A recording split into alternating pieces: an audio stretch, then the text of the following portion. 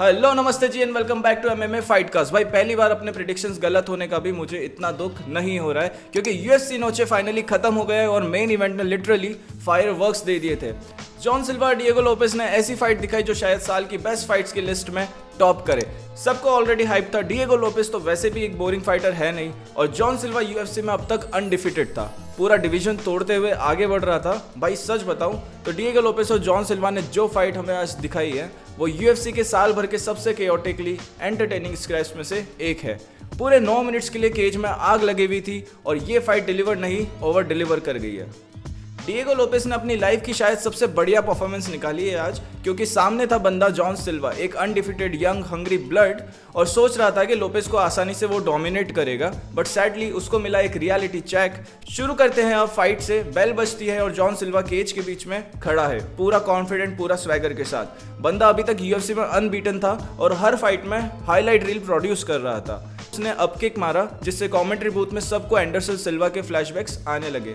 फिर एकदम से आई स्पिनिंग बैक किक, लेकिन लोपेस ने टर्बो मोड ऑन किया और उसके बैक पे जंप कर लिया। फिर उसको कैनवास पे गिरा दिया और सीधा फुल माउंट कंट्रोल, और वो भी कुछ ऐसा वैसा फुल माउंट नहीं, फुल माउंट जहां नीज आर्म पिट के अंदर घुस जाती है, मतलब निकलना ऑलमोस्ट इम्पॉसिबल था सिल्वा के लिए।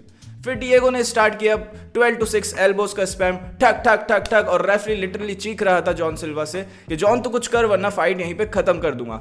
एक के बाद एक एल्बोस गिर रही थी। सिल्वा ने सर घुसा के बचने की कोशिश भी की। क्राउड भी खड़ा हो गया एक्साइटमेंट के साथ। लग रहा था लोपेस अभी फाइट फिनिश कर देगा, लेकिन समहाउ जॉन सिल्वा ने थोड़ा ग्रिट दिखाया, एक स्क्रैम्बल, एक स्विप, और बस लोपेस को फ्लिप कर दिया। मतलब बंदा मारा तो गया लेकिन कैरेक्टर अभी भी नहीं छोड़ा। लेकिन सच बोलूं तो जैसे ही फाइट ग्राउंड पे गई वहां पे लेवल्स का डिफरेंट क्लियरली दिख रहा था। डिएगो ने उसकी जान निकाल दी थी पहले ही राउंड में, और अब आता है भाई राउंड 2, और सब सोच रहे थे कि लोपेस फिर से ग्राउंड पे ले जाएगा, इस फाइट को क्लिंच करेगा, लेकिन भाई बंदा खुद खड़ा होकर सिल्वा के साथ ट्रेड करने लगा और वहीं से जॉन सिल्वा वापस आ गया गेम में। उसके पंचेस में डायनामाइट था। सिल्वा ने तुरंत अपने चीट कोड को ऑन कर लिया, 1-2 हैवी पंचेस और लोपेस विजिबली शेक हो गया। सिल्वा ने देखा कि यार बंदा हर्ट है तो वो फुल थ्रोटल में चले गया। Spinning elbow, front kick to the face, body shots, हर तरह का स्ट्राइक डाल रहा था। एक मोमेंट आया जहां डोमिनिक क्रूज कमेंट्री पे लिटरली बोल रहा था कि लोपेस इज इन ट्रबल और सिल्वा बस 1-2 शॉट्स और लैंड करेगा तो ये फाइट यहीं पे ओवर हो जाएगी। क्राउड क्रेजी हो रहा था और लग रहा था कि लोपेस अभी अभी ग्राउंड पर गिर जाएगा, लेकिन एमएमए में सबसे डेंजरस चीज होती है ओवर कॉन्फिडेंस। सिल्वा ने थोड़ा ज्यादा वॉल्यूम डाल दिया, थोड़ा ज्यादा प्रेशर डालने का ट्राई किया, और लोपेस बस वही वेट कर रहा था एक ओपनिंग के लिए।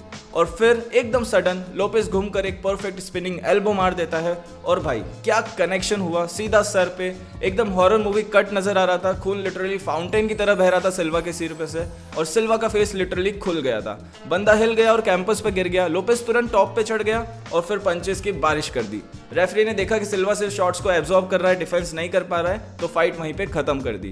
क्राउड की एनर्जी इतनी क्रेजी थी कि टीवी के थ्रू फील आ रहा था भाई कि हम भी वहीं पे लाइव फाइट देख रहे हैं, और मैक्सिकन फाइटर्स सभी अनडिफिटेड गए हैं इस कार्ड में, और क्राउड लिटरली अपनी एनर्जी से स्टेडियम हिला रहा था।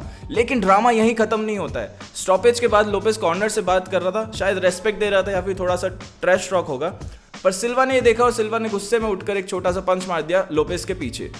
अब ये चीज थी थोड़ी अनस्पोर्ट्समैन लाइक, लेकिन इमोशंस हाई थे तो इसे जाने दिया जा सकता है। और फिर स्क्रीन पे फ्लैश होता है लियोन मर्फी का वो tweet, yes that's it, walk let's go. मतलब अब फेदरवेट टाइटल पिक्चर क्लियर हो गई है। Volkanovski versus Murphy is the next title fight, और अगर सिल्वा जीत जाता तो शायद टाइटल फाइट क्लेम कर सकता था, लेकिन अब इक्वेशन सिंपल है। लोपेस ने अपना केस स्ट्रांग बनाया है और अब उसके लिए लॉजिकल मैचअप होता है अल्जमेन स्टर्लिंग। स्टर्लिंग अभी ऑर्टेगा को हरा के नंबर 5 पे आया है, फॉर्मर चैंप पे, और लोपेस के अगेंस्ट अगर फाइट करे तो विनर डायरेक्टली टाइटल शॉट के करीब चला जाएगा। और सिल्वा, भाई सिल्वा के लिए एकदम फन मैचअप होगा जॉश एमिट।